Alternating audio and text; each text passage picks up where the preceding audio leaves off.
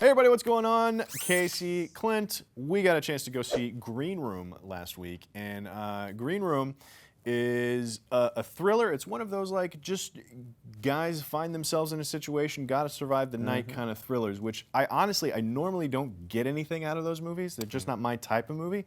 But this one I actually really enjoyed. It's an absolute blast, and I like that we're returning back to this horror punk thing, kind of like a Return of the Living Dead sort of feeling. Plus, when's the last time we had punks versus Nazis? Too long. That's what I say. Can't think of another one. No. That's a good point. Let us know in the comments if there's another punks versus Nazis movie that we need to watch. So Jeremy Saulnier, I think he's one of these great breakout directors with an incredible visual style. I love his storytelling technique. You know, starting with Blue Ruin, it's an absolute beautiful movie. It's like a revenge tale, right? And it's got these big sweeping vistas shots. It's huge. Kind of reminded me of like The Shining, you know, where you feel isolated because everything is so big. Like the crop duster scene in North by Northwest. It's like wide open, but still somehow really scary. Yeah, and it's really unnerving. Yeah. Well, Green Room takes the next step where he's just like, no, let's confine the space, but keep that isolation theme going. And you can tell that he's going to be incredibly visual with his storytelling just from the movie poster.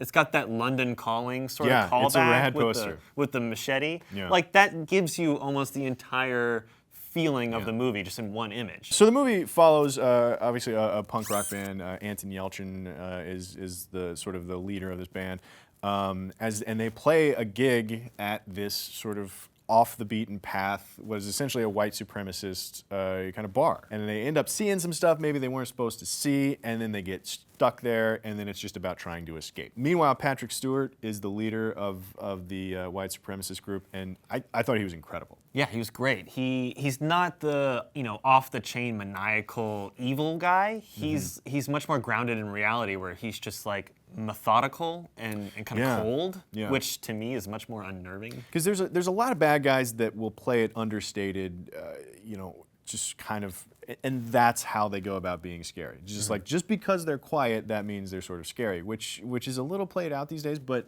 Patrick Stewart does that, but he does it in a really interesting way. He's so matter of fact about how he goes about everything. He like shows up, there's a situation, and he's like, okay, all right, well, here's what we're gonna do. Yeah, and he's just so plain and matter of fact about signing these kids' death warrants that it's really unnerving. Yeah, it's like someone said, hey, we have an inconsistency in our books. Can you come take a look at it? Exactly. Let's talk about gore. Yeah. So, horror movies, especially in the last decade or so, it's been all about upping the gore value, shock value, gore porn type stuff. Right.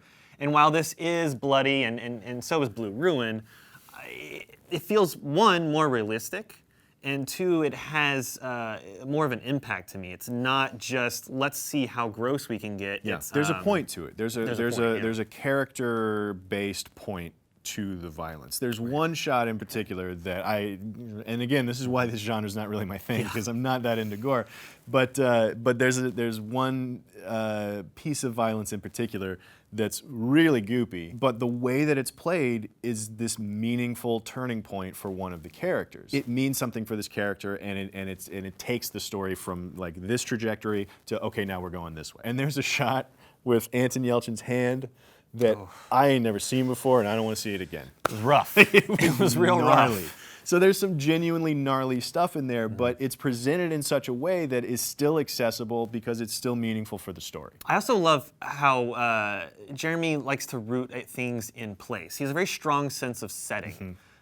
Going from the title, Green Room, the place is going to be very important here, and it is. Like, it's a character in and itself. You can feel like the stickiness of the floors when they're walking around. You can smell like that dank, musty, music venue. Everybody's been in a bar that you go into and you're like, I probably shouldn't be here. Yeah. And it feels exactly like that. Although, Jeremy, I've been in a few green rooms in my day. There are way more penises drawn on the wall. So many more penises. So that's my only criticism. Not enough dicks on the wall. Not enough dicks on the wall. All right, guys, that's what we thought about Green Room. Let us know what you think about it down in the comments below if you've seen it already. If not, go check it out, guys. I think it's in limited release. It might be in limited release right now and a little bit wider coming up this weekend, something along those lines. But find it, seek it out. It's a really interesting indie thriller horror. Indie thriller horror, probably is how you describe it. Let's go with that. But click like and subscribe. Stick around Cinefix for more movie news right here on Cinefix Now. We'll see you next time. I feel like that's a Cinefix exclusive. That's a hot take. Yeah, it starts here, but it'll spread like wildfire. It'll spread like dicks on a wall.